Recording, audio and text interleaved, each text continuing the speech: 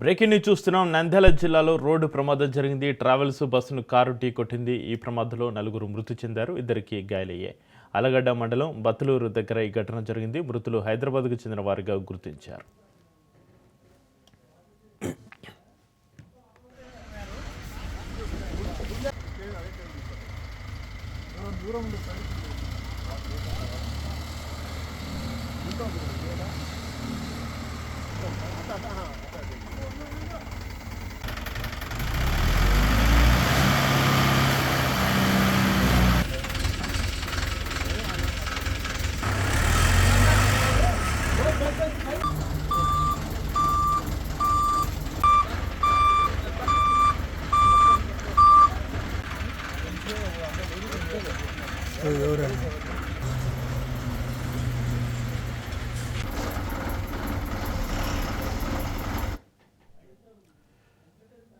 నంద్యాల జిల్లాలో రోడ్డు ప్రమాదం జరిగింది. ట్రావెల్స్ బస్సును కారు ఢీ కొట్టింది. ఈ ప్రమాదంలో 4 మృతి చెందారు, 2 గాయాలయ్యాయి.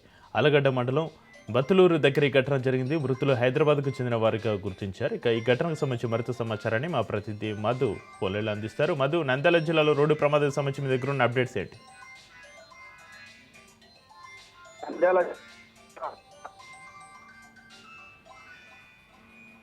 మధు, ఎదురెదురుగా ఢీకొనడం కూడా జరిగింది. అయితే తిరుపతి నుంచి హైదరాబాద్ వెళ్తున్న క్వాలిస్ వాహనము డివైడర్ ను ఢీకొని ఎదురుగా వస్తున్న, అంటే రోడ్డుకి యువతల వైపు ఎదురుగా వస్తున్న ప్రైవేట్ ట్రావెల్స్ వాహనాన్ని బలంగా ఢీకొనడంతో అక్కడికక్కడే 4 మృతి చెందారు, మరో 2 పూర్తిగా గాయాలయ్యాయి. అయితే పూర్తిగా రివర్స్, అంటే ఏదైతే తిరుపతి నుంచి హైదరాబాద్కు వస్తున్నారో ఆ రూట్ లో వెళ్లకుండా డివైడర్ ఢీకొని ఇటు సైడ్ రహదారిలో వస్తున్న ప్రైవేట్ ట్రావెల్స్ ను ఢీకొనడం కూడా జరిగింది. అయితే పూర్తి వాహనం అదుపు తప్పిందా, డ్రైవర్ ఉన్నారా అనేది కూడా సందేహంగా ఉన్న పరిస్థితి అయితే ఉంది. ఏది ఏమైనప్పటికీ 4 రోడ్డు ప్రమాదంలో హైదరాబాద్ వాసులు మృతి చెందడంతో తీవ్ర దిగ్భ్రాంతి వ్యక్తమవుతున్న పరిస్థితి అయితే నెలకొంది. అయితే ఆలగడ్డ పోలీసులు డిఎస్పీ సంఘటనా స్థలానికి ప్రమాదం జరిగిందో ఆ ప్రమాదం జరిగిన వారు ఏదైతే క్షతగాతులు ఉన్నారో వారి సమాచారం మేరకు డిఎస్పీ చేరుకొని వారిని ఆసుపత్రికి కూడా తరలించడం కూడా జరిగింది. అక్కడే ట్రాఫిక్ జామ్ కాకుండా ఒక పెద్ద క్రైన్ తీసుకొని వచ్చి నుజ్జునుజ్జైన పోలీస్ వాహనాన్ని కూడా పక్కకు తీసి ట్రాఫిక్ ను క్రమబద్ధీకరించడం కూడా జరిగింది. అయితే ఆర్లగడ్డ ప్రాంతంలో వరుస రోడ్డు ప్రమాదాలు జరుగుతుండడంతో ఒకంత ప్రజలు ఆందోళన వ్యక్తం చేస్తున్న పరిస్థితి అయితే నెలకొంది. పోలీసులు ఎన్ని చర్యలు చేపడుతున్నప్పటికీ అజాగ్రత్త, అతివేగంతో పూర్తిగా రోడ్డు ప్రమాదాలు జరుగుతున్న పరిస్థితి అయితే నెలకొంది. పోలీసులు ఇప్పటికే కర్నూలు రేంజ్ డిఐజీ కోయ ప్రవీణ్ ఏదైతే రాత్రిపూట ప్రయాణించే వాహనాలను ఆపి స్టాప్ వాష్ కార్యక్రమం కూడా ఏర్పాటు కూడా చేయడం కూడా జరిగింది. దీంతో కొంత మేరకు ఒక చోట నిలిపి వాళ్ళను ఫేస్ వాష్ చేయించి డ్రైవర్లకు ఒక టీ తాపించి పంపించడం కూడా జరుగుతుంది. ఇలాంటి చర్యలు చేపడుతున్నప్పటికీ ఇలాంటి ప్రమాదాలు చోటు చేసుకోవడం కూడా ఒకంత ఆందోళన చెందాల్సిన అవసరం ఉంది. అయితే మొత్తం మీద హైదరాబాద్ వాసులు రోడ్డు ప్రమాదంలో 4 అక్కడికక్కడే మృతి చెందారు, మరొక 2 గాయాలయ్యాయి. ప్రైవేట్ ట్రావెల్స్ లో ఉన్న వారిని కూడా అక్కడే దింపేసి ఇంకొక ట్రావెల్స్ లో పంపించడం కూడా జరిగింది. చక్రి, అయితే మధు, సుమారుగా ఈ ప్రమాదం ఎన్ని గంటల సమయంలో జరిగింది? ఈ ప్రమాదానికి కారణాలేంటి? బస్సు అతివేగమే ఈ ప్రమాదానికి కారణమా, లేక కారు అతివేగమే ఈ ప్రమాదానికి కారణమా? రైట్ చక్రి, ఏదైతే తెల్లవారుజామున 3 గంటలకు ఈ ప్రమాదం చోటు చేసుకున్నట్లు కూడా తెలుస్తోంది. అయితే తెల్లవారుజాము కావడంతో డ్రైవర్ నిద్రమత్తులోనే ఉంటాయని చెప్పేసి ప్రాథమికంగా అంచనాకు వచ్చిన పరిస్థితి అయితే నెలకొంది.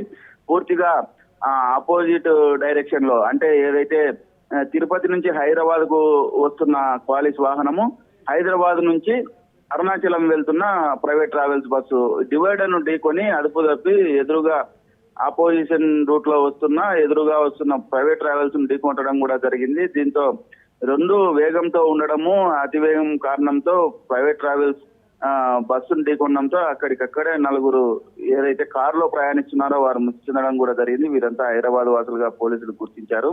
మరో 2 పూర్తి గాయాలయ్యాయి. వారిని నంద్యాల ప్రభుత్వ ఆసుపత్రికి తరలించడం కూడా జరిగింది. Chakri, right, thank you Madhu.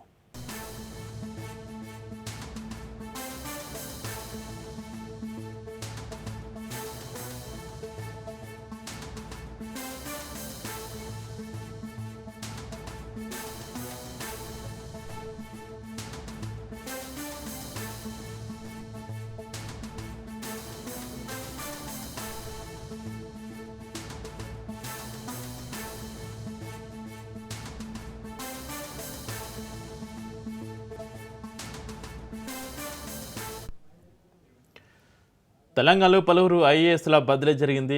Metropolitan పట్టణ అభివృద్ధి ప్రత్యేక కార్యదర్శిగా జయేష్ రంజన్ నియమితులయ్యారు. ఇక టీజీపీఎస్సీ సెక్రటరీగా ఎం హరిత, రాజన్నర్ సిరిసిల్ల జిల్లా కలెక్టర్గా గరిమా అగర్వాల్కు బాధ్యతలు అప్పగించారు. రాష్ట్ర ఎన్నికల సంఘం కార్యదర్శిగా జి లింగా నాయక్, ఎంఆర్డీసీఎల్ మేనేజింగ్ డైరెక్టర్గా ఈవి నరసింహారెడ్డి నియమితులయ్యారు. ఈ మేరకు తెలంగాణ ప్రభుత్వం ఉత్తర్వులు జారీ చేసింది.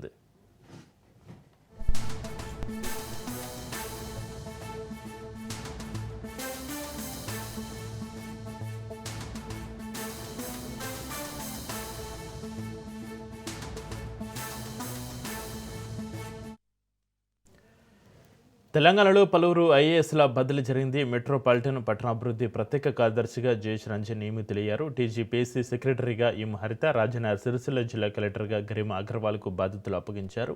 రాష్ట్ర ఎన్నికల సంఘం కార్యదర్శిగా జి లింగా నాయక్, ఎంఆర్డీసీఎల్ మేనేజింగ్ డైరెక్టర్గా ఈవి నరసింహారెడ్డి నియమితులయ్యారు. ఈ మేరకు తెలంగాణ ప్రభుత్వం ఉత్తర్వులు జారీ చేసింది.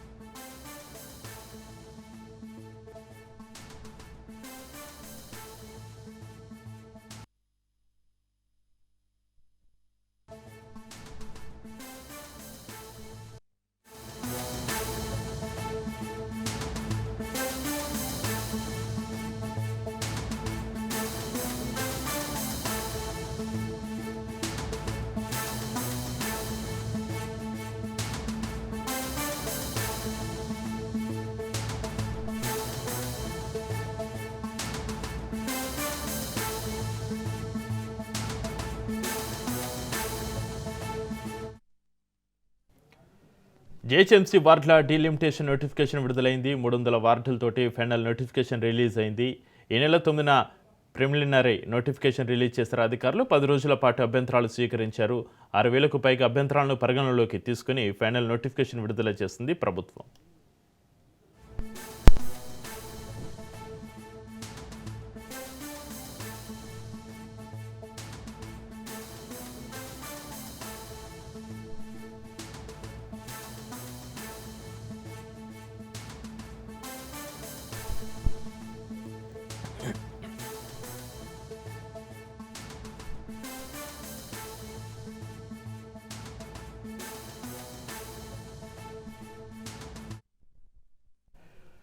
జేహెచ్ఎంసీ వార్డుల డీలిమిటేషన్ నోటిఫికేషన్ విడుదలైంది. 300 వార్డులతోటి ఫైనల్ నోటిఫికేషన్ రిలీజ్ అయింది. ఈ నెల 9న ప్రిలిమినరీ నోటిఫికేషన్ రిలీజ్ చేశారు అధికారులు. 10 రోజుల పాటు అభ్యంతరాలు స్వీకరించారు. ఇక 6,000కు పైగా అభ్యంతరాలను పరిగణలోకి తీసుకుని ఫైనల్ నోటిఫికేషన్ విడుదల చేసింది ప్రభుత్వం.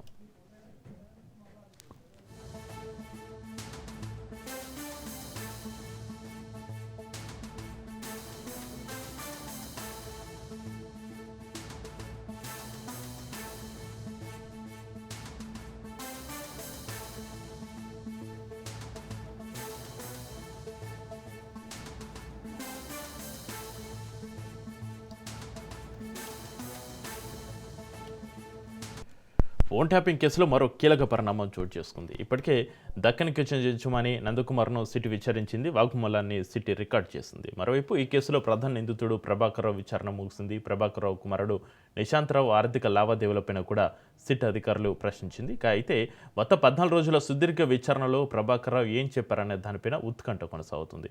ఈ కేసుకు సంబంధించి అనేక ప్రశ్నలకు సమాధానం చెప్పినట్లుగా తెలుస్తుంది. అంతేకాకుండా ఈ కేసుకు సంబంధించి పెన్ డ్రైవ్ను సిటీ అధికారులు కీలక ఆధారంగా భావించారు. ప్రభాకర్రావు ఎస్ఐపి చీఫ్గా పనిచేస్తున్న కాలంలో పెన్ డ్రైవ్లో ట్యాపింగ్ వివరాలు స్టోర్ చేసినట్లుగా సిట్ గుర్తించింది.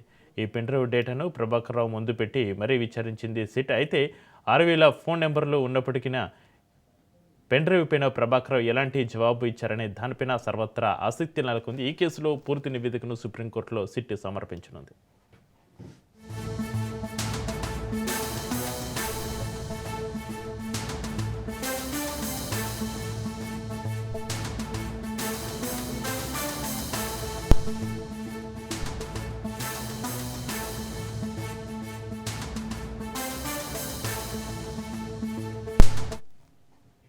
తెలంగాణ కాంగ్రెస్లో నామినేటెడ్ పదవులపైన ఉత్కంఠ నెలకొంది. మరికొన్ని కార్పొరేషన్ చైర్మన్ పదవులను రేవంత్ సర్కార్ త్వరలోనే భర్తీ చేయనుంది. దాదాపుగా 50 కార్పొరేషన్ పదవులు పెండింగ్లో ఉన్నట్లుగా సమాచారం. ఇందులో సగానికి పైగా కార్పొరేషన్ పదవులను భర్తీ చేయనున్నట్లుగా తెలుస్తుంది.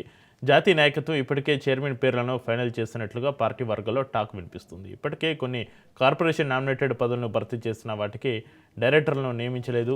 జూన్ 2026 వరకు భర్తీ చేసిన కార్పొరేషన్ చైర్మన్ల కాలం ముగినుంది. ఇప్పుడు పెండింగ్లో ఉన్న కార్పొరేషన్ చైర్మన్ పదవులు, జూన్లో ఖాళీ కాబోతున్న కార్పొరేషన్ పదవులను ఒకేసారి భర్తీ చేయనున్నట్లుగా సమాచారం అందుతుంది.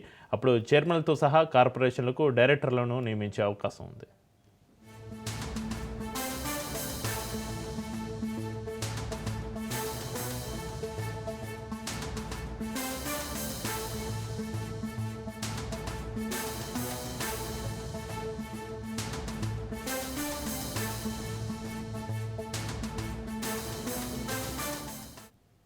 జగిత్యాల ఎమ్మెల్యే సంజయ్ కుమార్ ఆసక్తికర వ్యాఖ్యలు చేశారు. ఒక పార్టీ నుంచి గెలిచి మరొక దగ్గరికి వెళ్లాల్సి వచ్చిందని నర్మగర్భంగా చెప్పారు. పులాస అగ్రికల్చర్ కాలేజీలో విద్యార్థులతోటి ముఖాముఖి కార్యక్రమంలో పాల్గొన్న ఎమ్మెల్యే సంజయ్ పార్టీ మార్పుపైన వస్తున్న విమర్శలపైన డైరెక్ట్గా మాట్లాడారు. అయితే నిన్న దానం నాగేందర్, నేడు జగిత్యాల ఎమ్మెల్యే సంజయ్ ఈ వ్యాఖ్యలు చేయడం పొలిటికల్ హీట్ పుట్టిస్తున్నాయి. నన్ను చాలా మంది అంటుంటే మీరు పేపర్లలో చూస్తూ ఉంటారు. ఇక్కడ మా ప్రజాప్రతినిధులు ఉన్నారు, సంజయ్ కుమార్ సార్ అటు గెలిచిండు, ఇటు పోయిండు. ఎస్, పోవాల్సిన అవసరం వచ్చింది.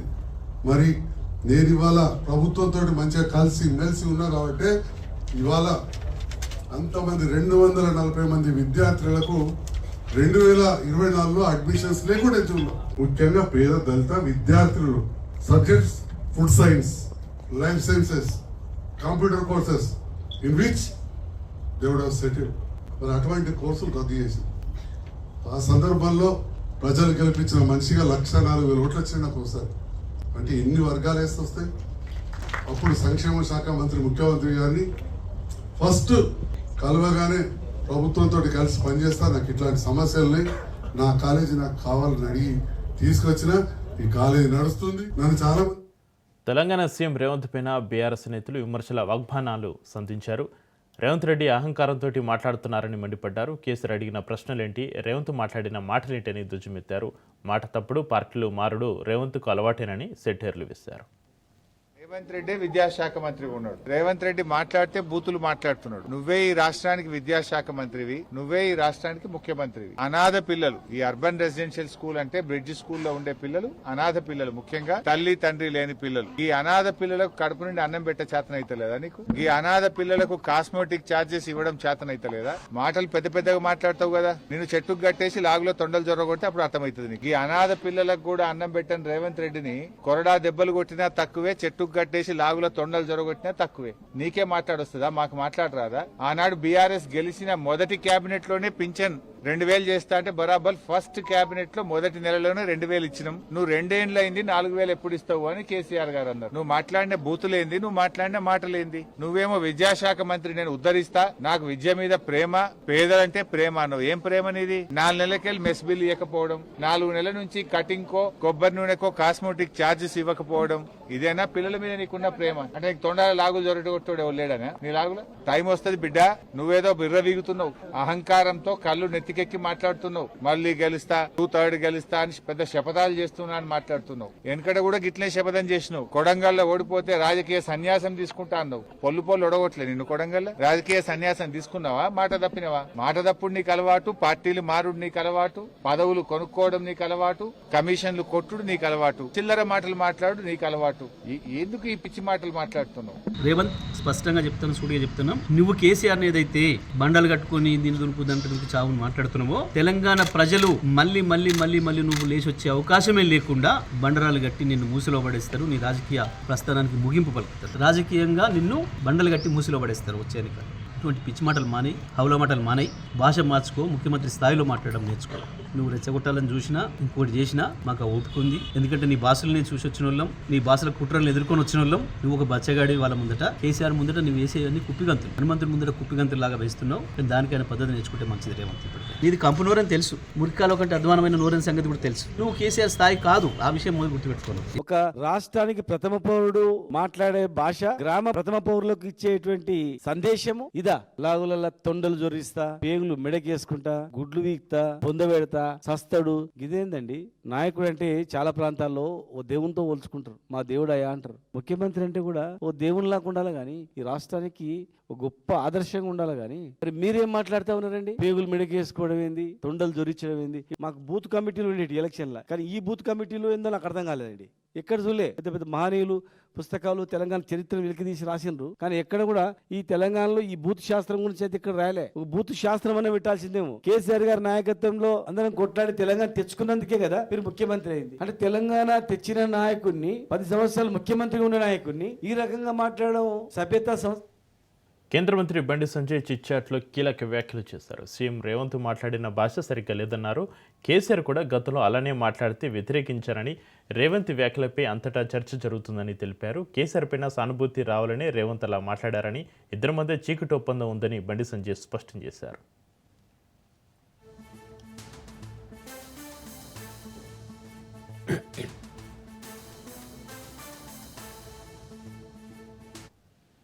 బంగ్లాదేశ్లో హిందువులపైన జరుగుతున్న దాడులను వ్యతిరేకిస్తూ శ్రీరామ్ దళ ఆధ్వర్యంలో నెక్లెస్ రోడ్లో భారీ ర్యాలీ చేపట్టారు. సంజీవయ్య పార్క్ నుంచి వ్యూ పాయింట్ వరకు ర్యాలీ నిర్వహించారు. ర్యాలీకి అనుమతి లేదని అడ్డుకున్నారు పోలీసులు. దీంతో పోలీసులకు శ్రీరామ్ దళ నాయకులకు మధ్య వాగ్వాదం చోటు చేసుకుంది.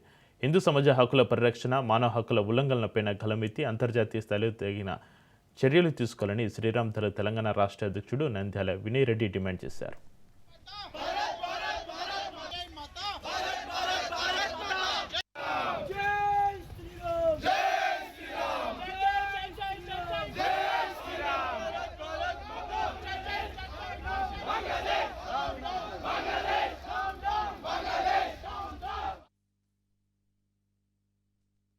రెడ్డి శ్రీరామ్ దళ్ తెలంగాణ రాష్ట్ర అధ్యక్షుడిని. గత కొన్ని రోజుల నుంచి ఏదైతే బంగ్లాదేశ్లో హిందువులపై దాడి జరుగుతుందో దాన్ని శ్రీరామ్ దళ్ తీవ్రంగా ఖండిస్తున్నది. మీరందరూ ఇక్కడ గమనించాల్సిన విషయం ఏంటంటే, దీపు దాస్ అనే వ్యక్తిని తప్పు జరిగింది, అది ఎంతవరకు జరిగింది ఎవరికి కూడా అవగాహన లేదు, తీసుకెళ్లి స్టేషన్లో కూర్చోబెట్టిన తర్వాత పోలీసులు సో కాల్డ్ రాడికల్ యూనియన్కి అప్పచెప్పడం జరిగింది. అప్పచెప్పిన తర్వాత ఆ దీపు దాస్ అనే వ్యక్తిని చెట్టు కట్టేసి భయంకరంగా కొట్టి చిత్రహింసలు గురి చేసి సజీవంగా దానం చేయడం జరిగింది. ఇవాళ నేను సో కాల్డ్ మన భారతదేశంలో ఎవరైతే సో కాల్డ్ సెక్యులర్ ముస్కులో బతుకుతున్నారో ఆ సన్నాసులకు కూడా నేను ఒకటి చెప్పదలుచుకున్నా. గాజాలో కానీ పాలస్తీన్లో కానీ ఏదో ఇష్యూస్ అయితే కనుక ఏదో కొంపలు మునిగినట్టు, ప్రపంచం మునిగిపోయినట్టు పార్లమెంటుకు కూడా బ్యాగులు వేసుకొని పోయి మద్దతు తెలిపారు. మాజీ సీఎం ఎన్టీఆర్, మాజీ ప్రధాని వాజ్పేయి మధ్య మంచి సన్నిహితం ఉండేదని ఏపీ సీఎం చంద్రబాబు నాయుడు అన్నారు. అమరావతిలో వాజ్పేయి విగ్రహాన్ని ఆవిష్కరించిన ఆయన ఆర్థిక సంస్కరణల తర్వాత దేశ ప్రగతికి వాజ్పేయి తీవ్రంగా కృషి చేశారన్నారు. టెలికాం రంగం అద్భుతాలు సృష్టిస్తుంది, ముందుకెళ్తుంటే కారణం ఆయనేనని తెలిపారు. ఇక వాజ్పేయి ప్రధానిగా ఉన్నప్పుడు అణుపరీక్షలు విజయవంతంగా నిర్వహించారని చెప్పారు. భారత్ను అణ్వాయుధ శక్తిగా నిలబెట్టారని చంద్రబాబు స్పష్టం చేశారు.